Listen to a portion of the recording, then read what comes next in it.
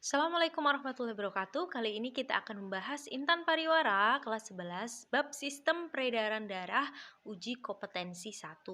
Mari kita simak bersama-sama. Nomor 1, salah satu kemampuan leukosit yaitu diapedesis. Nah, kemampuan tersebut menunjukkan bahwa leukosit dapat.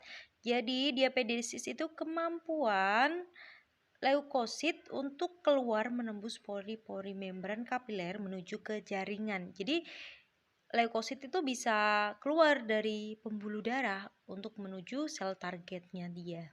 Berarti di sini jawabannya adalah yang A, menembus keluar dinding pembuluh kapiler.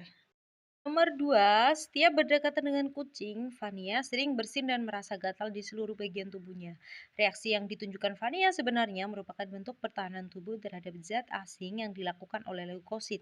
Jenis leukosit yang berperan dalam peristiwa tersebut adalah, jadi di sini ada salah satu leukosit yang fungsinya adalah untuk respon terhadap reaksi alergi, yaitu basofil. Nah, basofil ini mampu menghasilkan histamin. Yang mana gambar basofil? Gambarnya adalah yang gambar A, itu gambar basofil. Kalau untuk yang B adalah gambar eosinofil.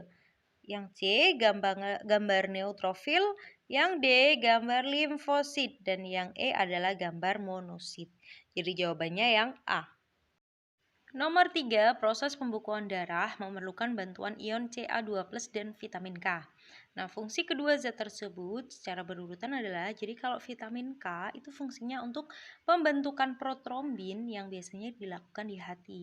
Nah, untuk ion Ca2+-nya berfungsi untuk pembentukan trombin. Nah, berarti di sini jawaban yang paling tepat adalah yang D.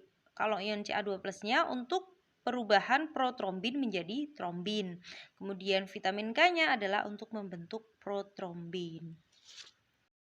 Nomor 4, plasma darah dapat mempertahankan keseimbangan air dalam darah dan jaringan karena mengandung. Oke, kita cek satu persatu. Jadi di plasma darah itu ada beberapa zat. Yang pertama globulin. Nah, ini berfungsi sebagai antibodi. Kemudian albumin untuk menjaga keseimbangan air. Yang ketiga opimisin, memacu sifat fagosit pada leukosit. Yang keempat presipitin untuk mengendapkan antigen. Dan yang terakhir fibrinogen berfungsi untuk penggumpalan darah. Jadi di sini yang berhubungan dengan menjaga keseimbangan air adalah jawaban yang B, albumin. Nomor 5, hasil pemeriksaan golongan darah yang dilakukan oleh sekelompok peserta didik ditunjukkan pada tabel. Nah, dari tabel ini, pernyataan yang tepat mengenai hasil pemeriksaan tersebut adalah kita cek satu persatu. Jadi yang peserta didik A dikasih antiserum A dia tidak menggumpal, antiserum B dia menggumpal. Berarti di sini golongan darahnya adalah A dengan resus positif. Peserta didik B diberi antiserum A, dia menggumpal. Sedangkan diberi antiserum B, dia tidak menggumpal. Berarti di sini dia bergolongan darah B dengan resusnya negatif karena anti D-nya negatif. Untuk peserta didik C dikasih antiserum A, dia menggumpal. Antiserum B juga menggumpal. Berarti di sini dia bergolongan darah O. O dengan resus negatif. Untuk peserta didik D, antiserumnya dikasih antiserum A, dia tidak menggumpal. Antiserum B juga dia tidak menggumpal, berarti dia bergolongan darah AB dengan resus positif. Pilihan ganda yang A, peserta didik D dapat mentransfusikan darah kepada peserta didik C. Tidak bisa ya, karena dia adalah AB sedangkan C adalah O, maka akan terjadi penggumpalan.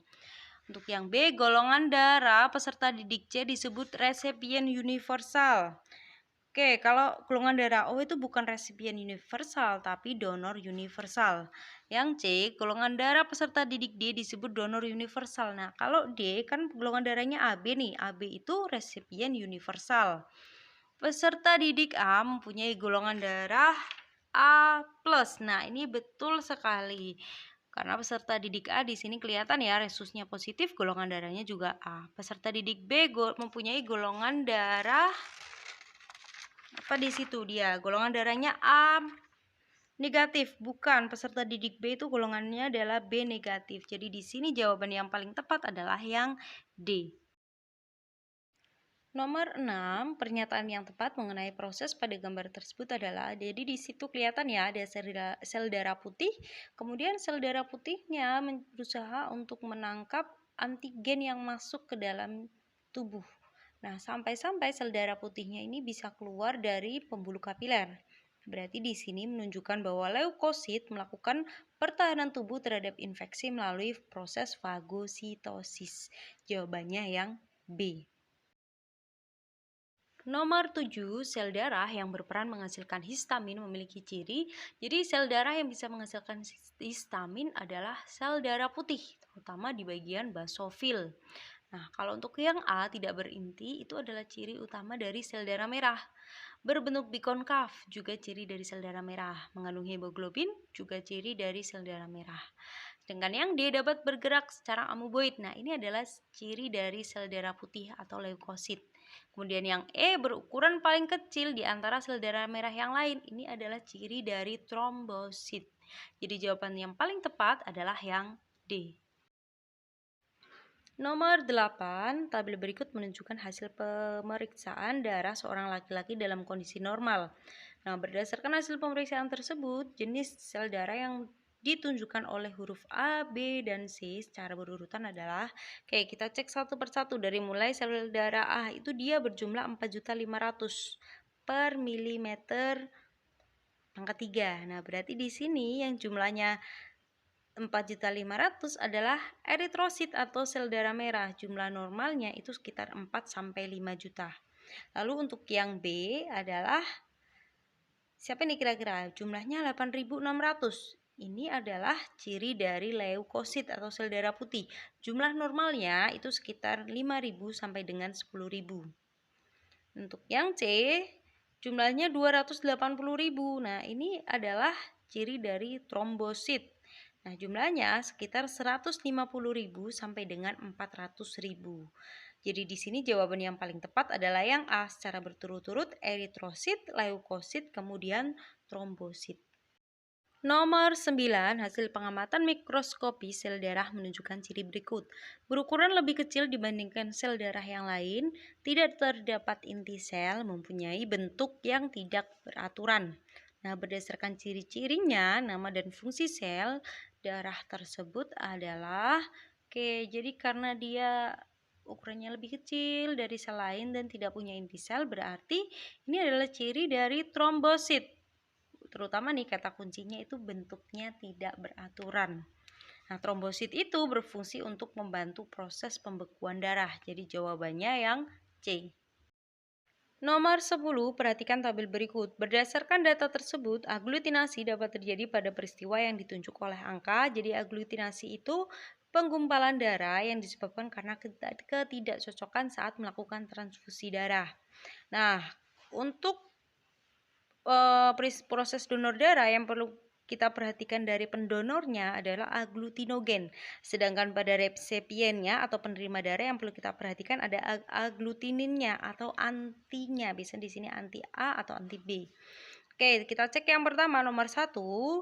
Pendonornya bergolongan darah A. Sedangkan resepiennya bergolongan darah A. Berarti di sini mereka cocok ya, karena aglutinogen A akan bertemu dengan anti B, aglutinin B kan, berarti dia anti B.